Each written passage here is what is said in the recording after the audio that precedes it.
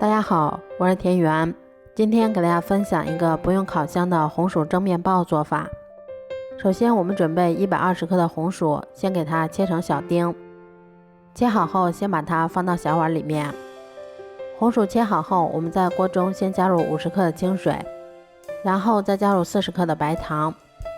熬至白糖变得稍微粘稠的时候，我们把切好的红薯丁也加进来，然后用铲子不停地给它们搅拌均匀，让每块红薯丁都能够裹上一层糖浆就可以啦。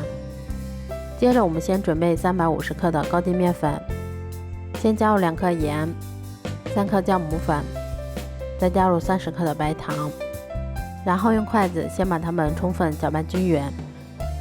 接着我们先打入2颗鸡蛋，鸡蛋的重量大约是120克，再少量多次的加入大约120克的牛奶，然后用筷子先把它们搅拌成这种面絮状。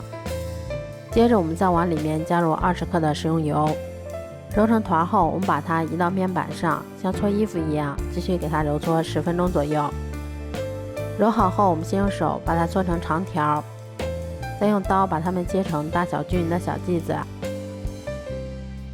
我们取一个小剂子，先给它揉得细腻光滑一些，然后再用手把它轻轻的搓圆。都揉好后，先给它盖上保鲜膜，让它先松弛10分钟。10分钟后，我们取一个小剂子，先把它按扁一些，然后再把它擀成一张厚度约3毫米的牛舌状饼皮。擀好后，我们在表面先放上一些我们做好的红薯馅料，接着我们再像这样先把它从中间折叠一下，然后再用手把它轻轻的按扁一些。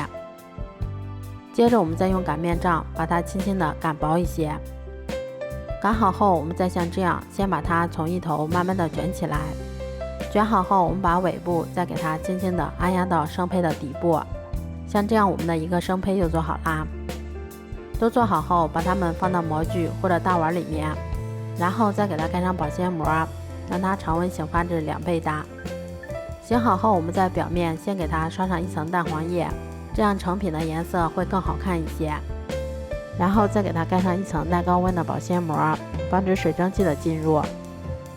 接着我们再把它冷水上锅，开锅后用大火蒸45分钟左右就可以啦。这样做出的红薯蒸面包吃起来非常的松软香甜，而且还有一股浓浓的红薯和牛奶的香味儿。如果喜欢的话就试试吧。喜欢我的视频就关注我吧，谢谢您的支持。